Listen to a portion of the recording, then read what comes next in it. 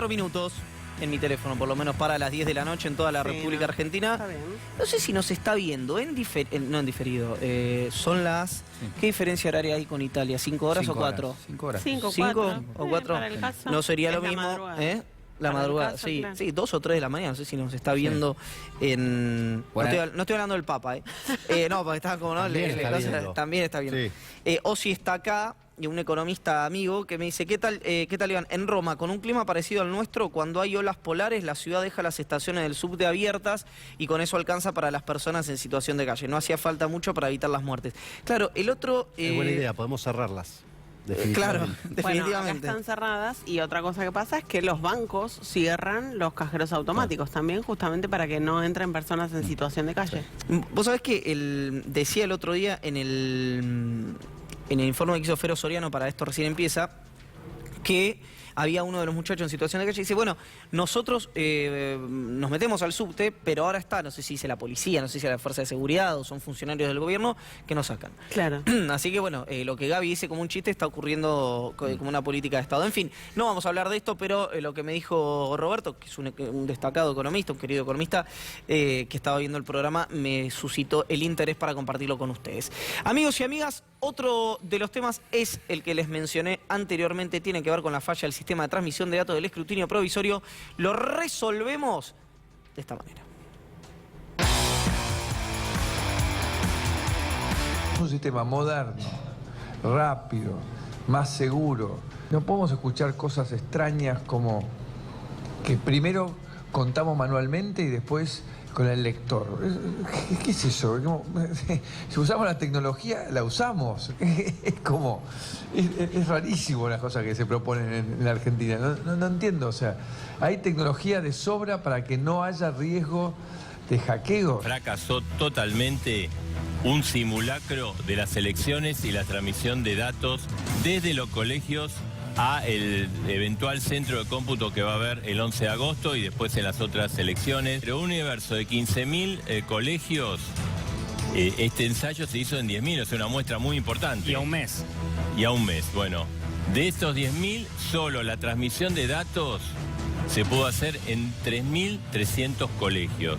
Quiere decir que solo el 33%. Vas a tener alguien que lo reemplace. Con otro equipo, ¿cómo es? Vas a buscar. Eso yo no te lo puedo responder, te lo va a poder. Primero porque soy director. Está bien, pero es un tema de logística de economía. Es un tema de logística de economía. Por eso yo soy director nacional electoral. Y además soy abogado, por lo cual la mayoría de las cosas que están en el local no se. Por eso yo soy director nacional electoral. Y además soy abogado, por lo cual la mayoría de las cosas que están en el local no se. Se está tratando de meter abajo de la cama porque realmente es un verdadero papelón. Smartmatic, la propietaria de este software, es una empresa que nos preocupa seriamente, pero nos preocupa por los dos lados. Nos preocupa porque, por ejemplo, falle el sistema de transmisión. Vamos a avanzar con la votación, votamos para gobernador. La verdad que se tarda 10 segundos, si uno tiene claro lo que va a elegir, no se tarda nada en emitir el voto. Y una vez que está eso, lo debe votar. Así que...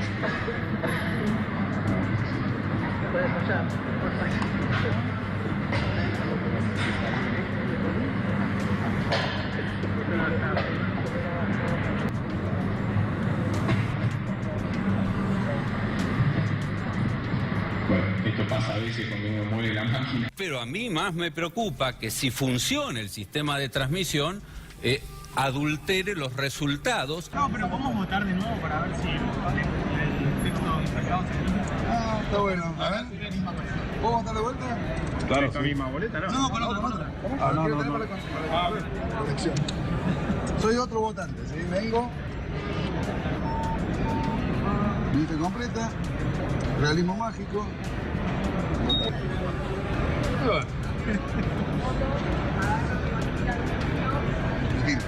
Son distintos. ¿Cómo es? Mi voto no es igual. Voté 2 veces, tengo código distinto. 2 veces por lo mismo, ¿no? Sí, acá. Acá hay más información que acá. Ups. ¿Me puedo saber? Claro. Pero ¿y qué quiere decir? A ver. Y acá dice más cosas que lo que yo puedo leer y no sé qué es y me preocupa. Eso no es transparencia. Claro, eso se puede auditar. ¿Yo lo puedo auditar? ¿Yo lo puedo auditar ahora? ¿Cómo? ¿O en cualquier momento? Pero ¿por qué necesitas auditarlo ahora? Porque yo Porque soy el quiero saber ciudadano que que la va a bola va a votar. quedar. ¿Cómo no lo voy a auditar?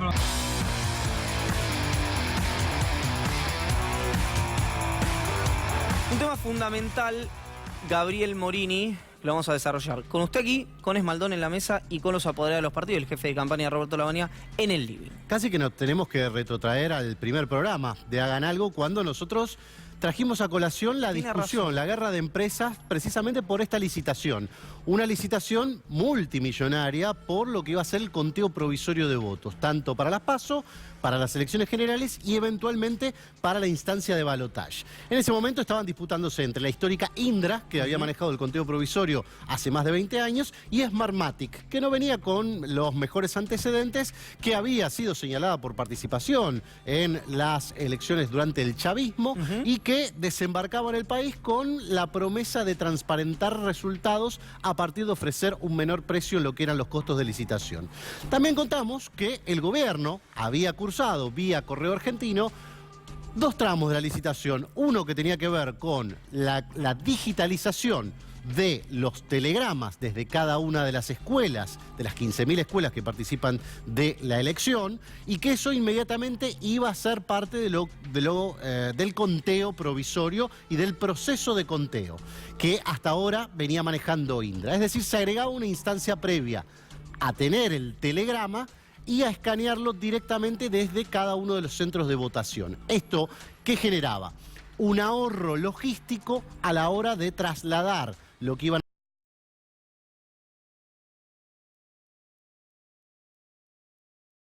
la estructura del propio correo. El resto, simple, seguía de la misma manera. Conteo provisorio, los datos que están volcados en esos telegramas que debieran ser fieles al acta de escrutinio que hay en cada urna, y a partir de esos elementos hacer lo que es el conteo informativo. Valor legal no tiene. El valor legal es el que le asigna la Cámara Nacional Electoral, la justicia electoral para cada uno de los distritos, y ahí en más es lo que se va a contabilizar para el conteo definitivo. El conteo definitivo es el que tiene valor legal, el que te dice ganaste vos o ganaste vos, según cómo hayan estado esas cuestiones. Te digo algo porque yo me imagino ya del otro lado la gente dice, bueno, pero ¿hay riesgo de fraude? No hay riesgo de fraude. Eso es lo que debe estar pensando alguien en este momento del otro lado que no entiende y no registra técnicamente lo que vos estás diciendo. Bien, para hacer gráficos, el sistema argentino de boleta papel es tan rústico, por así decirlo, que vuelve casi imposible el tema del fraude. ¿Por qué lo vuelve imposible? Porque hay un montón de instancias, digamos, burocráticas de papel y con la asistencia de varias personas no automatizados que garantizan que, por ejemplo, en cada urna haya un acta de escrutinio que está firmada por las autoridades de mesa y por los fiscales. Eso va adentro de la urna con los votos y se sella antes de que sea trasladado por personal del correo.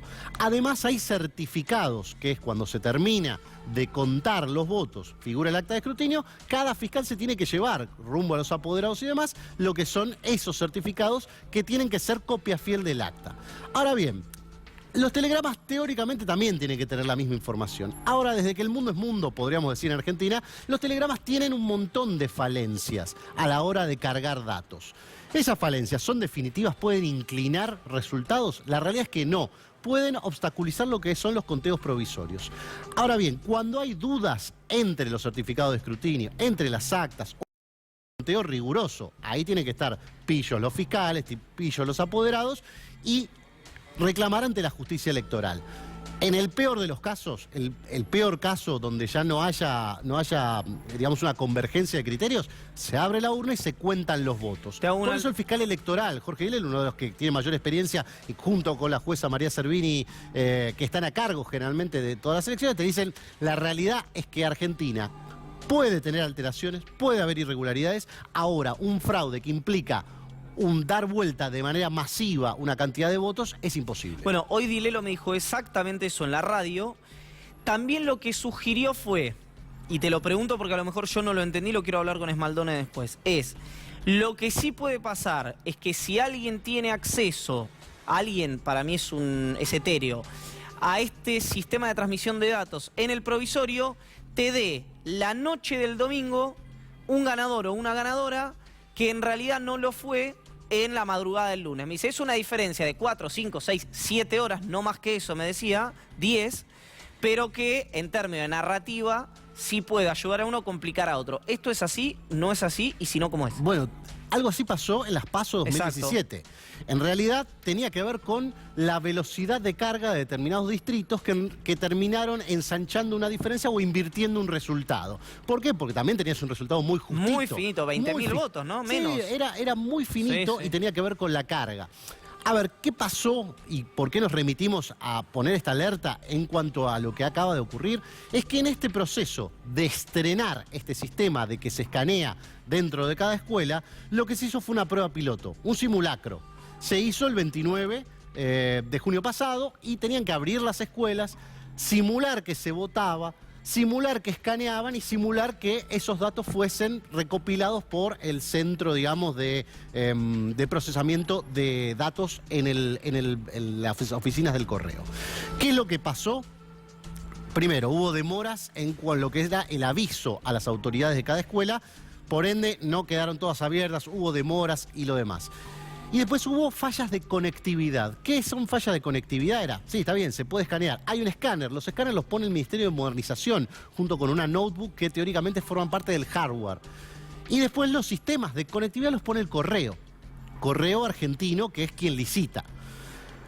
Eso dicen desde el lado de la empresa, que dicen, nosotros no tuvimos nada que ver, el software anduvo perfecto. Del otro lado te dicen, ojo, porque con este software la verdad es que no tenemos una garantía de que esto se pueda llevar adelante. Primero, porque nunca lo usamos. Segundo, porque es demasiado barato el desarrollo. Entonces hay una discordancia ahí con las posibilidades que tiene el software y con lo que puede efectivamente ser la función que viene a cumplir ese software, que es meramente de transmisión de datos. Déjame hacerte una pregunta. Segura, a todas luces una estupidez lo que te voy a preguntar y también quiero preguntárselo a Esmaldone, pero cuando decís conectividad, ¿la escuela tiene que tener conectividad, tiene que estar conectada a una red Wi-Fi para que funcione eso o es algo más rústico o a lo mejor más sofisticado? No, tenía que estar conectado a la red de los servidores principales y eso es lo que falló.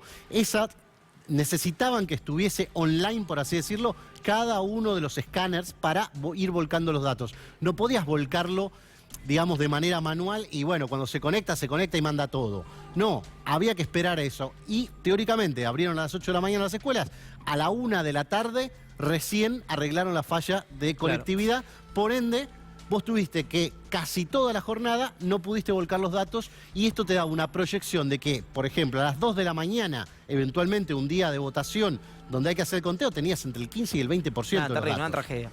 Olvídate. Vamos a hablar con Javier Esmaldone. ¿Tenés alguna cosita en el tintero? La podemos conversar en la básicamente mesa. Las alertas sobre todo esto tienen que ver con la próxima fecha de simulacro a fines de este mes, ¿no? 20-21 de julio. Sí. La idea es que esto esté subsanado. Recordemos una cosa, el gobierno dio de baja un tramo de esta licitación, porque tenía 3 tramos. Una parte tenía que ver con el escaneo y el envío, la del procesamiento de datos, la de siempre, y otro con la trazabilidad, para que cada uno de los intervinientes quedara registrado en un sistema específico que le permitiera a los apoderados conocer cada paso de cómo fue escaneado esos telegramas y quiénes habían tocado y operado sobre eso. Sobre esta cuestión lo sacaron de la licitación, no va a estar en este escrutinio y lo cierto es que ahora hay alerta precisamente por esto y han hecho, digamos, sus distintas ponencias los apoderados de los partidos poniendo precisamente en de relieve lo que pasó la otra jornada. En instante vamos a estar hablando, vamos a la mesa, vamos a estar hablando con Jorge Landó, apoderado del Partido Justicialista, Mariana Chiachio, si lo estoy pronunciando bien, si no me corregirá después, del Frente de Izquierda y los Trabajadores, y con el jefe de campaña de Roberto Lavagna, el Consenso Federal 2030, que es Alejandro El Topo Rodríguez. Javier Esmaldone, gracias por haber venido, primero que nada. Buenas noches, gracias. Te voy a pedir, porque Javier, para quien no lo conoce, es especialista informático, trabaja estos temas hace muchísimo tiempo y así como la gente que sabe de los temas, muchas veces, supongo en conversaciones, dará por sentado cosas que al ser tan técnicas nosotros no la entendemos y la gente tampoco. Te voy a pedir docencia en esto. Vamos a hacer lo posible. Primero, Lo que pasó el sábado pasado, no ayer, sino el sábado anterior, que fue sábado, ¿verdad? Sí. ¿Qué nivel de gravedad tiene? Y te lo pregunto a partir de que yo hablé con varios funcionarios del gobierno que dijeron, le restaron muchísima importancia a esto que estamos conversando. Bien, lo que pasó el sábado 29 de junio fue que falló, y esto fue reconocido más o menos por los organismos oficiales, pero falló un simulacro de transmisión de telegramas y escrutinios. Esto no fue una prueba, no fue una prueba piloto de algunas mesas o algunos telegramas, sino que se intentó hacer una simulación a escala real de lo que iba a ser la transmisión de datos la noche de las PASO o de las generales o del posible balotaje. Esto falló. Sí, los resultados, hay quien dice que anduvo por el 30% de telegramas que se pudieron transmitir. Yo creo que es bastante menos, así hubiera sido un 50%. Lo grave de esto es que estamos hablando de un cambio de sistema de transmisión que en el planteo la idea es positivo, ya podemos después profundizar eso, pero que se dispuso a fines del año pasado para implementarlo en menos de un año, en una elección presidencial, que es bastante más traumática que una legislativa, y de 0 a 100. ¿Sí? Algo que no se probó nunca, que no se hizo nunca, usarlo en todo el país. Eso motiva la realización de un simulacro como este, porque es algo que no está para nada probado. Gaby, te voy a pedir ahora, Noé también, Juli, por supuesto, sea una inquietud de participen, pero vos decís algo que a mí me parece interesante, esto que es, ustedes, digo vos, Beausanich, otros especialistas en la materia han sido muy críticos de lo que han sido las propuestas de voto electrónico. Si vos decís que esto es positivo, es que es simplemente una ampliación de la velocidad de, entiendo, corregime si estoy diciendo una tontería, del sistema de telegramas solo en las escuelas, ¿verdad? Sí, en realidad es un poquito más que eso. Gabriel recién lo explicaba muy bien. La fortaleza del sistema de votación argentino es que está basado en comprobantes en papel. Comprobantes escritos y firmados del que se hacen copias y se reparten copias manuales que después se llevan los fiscales partidarios y demás. Ahora, con el telegrama había un problema que es lo que ha motivado denuncias y sospechas, idas y vueltas en varias elecciones anteriores, que es que el presidente de mesa entrega el telegrama al empleado de correo y no sabe cuándo ese telegrama va a ser efectivamente transmitido. Porque el empleado de correo puede tener que ir a 2 escuelas más, eso después llega a un centro de transmisión de correo en donde se juntan muchos telegramas. Entonces yo, presidente de mesa, sé que lo entregué a las 9. No sé a qué hora va a ser transmitido y cargado. De esta forma, al traer la transmisión a la escuela, tanto el presidente de mesa como los fiscales partidarios, además pueden ver y saber a ciencia cierta a qué hora fue transmitido el resultado de su mesa. Entonces, si yo sé que mi mesa fue transmitida a las 9, esperaría verla ya publicada, no sé, 9:30, 10 de la noche. Digamos, a priori da más certezas. Da más certeza porque antes era todo un canal oscuro, oscuro en el sentido de no visible para los ciudadanos y para los partidos, y ahora se puede controlar más. El problema es cómo se implementa. Claro, ahí en general la crítica era que los oficialismos cargaban primero las mesas que los favorecían y dejaban para las 2 de la mañana la carga de las mesas en las que no les había ido tan bien. Se despertaban sospechas que, bueno, era por qué se carga primero la matanza o por qué se carga último la matanza, pero bueno, porque había todo un periodo en que nadie sabía qué estaba pasando. Esta idea en ese sentido es buena porque achica. ¿Y qué pasó ese periodo.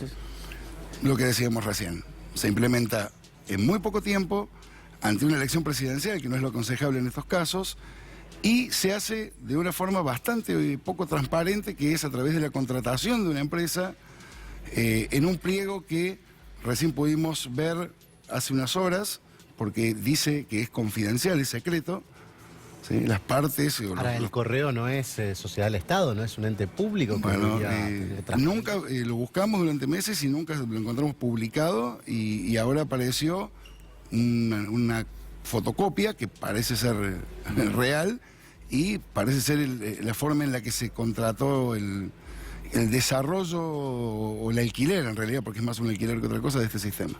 Y ahora, el software particularmente, ¿tiene objeciones, además, el que desarrolla Smartmatic? No lo conocemos, no sabemos nada. Lo único que hemos visto del software es lo que se ve en las pantallas de las netbooks. No hemos tenido ni informes, no hemos tenido informe tampoco de este simulacro, cómo salió. No ha habido ninguna voz oficial que detallara exactamente cómo funciona el sistema, las características técnicas, mucho menos el código fuente.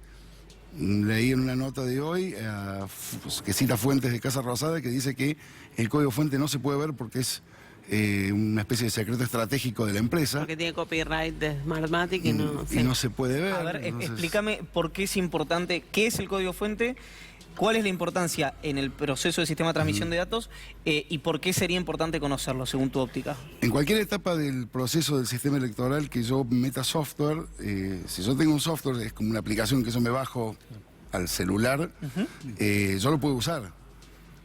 Pero no puedo saber, o alguien con conocimientos técnicos no puede saber exactamente cómo funciona, si hace bien lo que debe hacer, si hace otras cosas.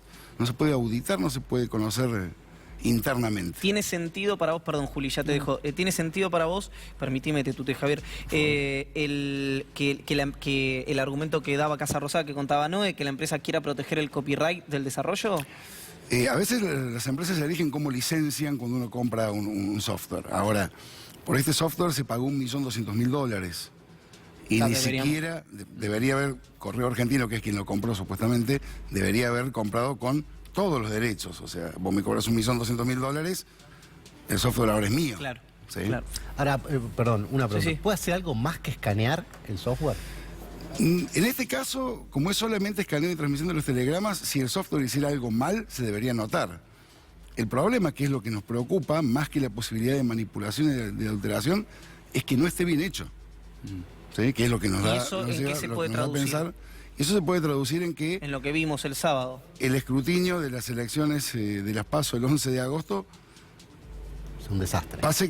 Termine como terminó este simulacro. ¿sí? Claro, que no sepamos el resultado de la elección. O aunque no sea tan catastrófico, pensemos en una elección en la que estamos discutiendo si hay 2 puntos más o 2 puntos menos, que pueden hacer una diferencia importante. Claro. Si el escrutinio provisorio llegara solo hasta el 90%, que un 90% suena a exitoso, no nos estaría diciendo nada. Tendríamos una incertidumbre bastante grande porque faltaría todavía un 10%. Sería bastante peor que los escrutinios provisorios históricos que rayan el 95. Siempre del 95 generalmente para arriba. Porque digamos, acá la discusión, y me parece interesante, es no solo si está transmitiendo bien el dato, sino además si lo hace de una forma transparente para que no despierte sospechas. Porque, por ejemplo, aunque así falte 1% de transmisión, eso puede llegar a llevar a inferir que hay un problema con el software total, es decir, no solamente con ese 1% que dejó de transmitir. Claro, cualquier cosa que pase ese domingo a la noche, una interrupción de media hora, de 1 hora, y después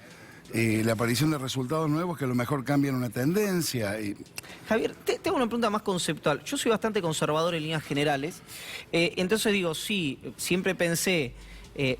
Me da igual, digo, pongan el nombre Indra, pongan el nombre Smartmatic, pongan el nombre de Tomás Greganzán, pongan el nombre que quieran. Pero si había una empresa que venía haciendo las elecciones, que en general no había sido objetada, en grandes rasgos seguramente había habido alguna dificultad, y donde habían ganado oficialismo y oposición, que este era un poco el mensaje de Indra, es decir, bueno, no funcionan muchas cosas en este país. Deja una de las que funciona y que mal, ahora quiero escuchar tus críticas a eso, camina un poco.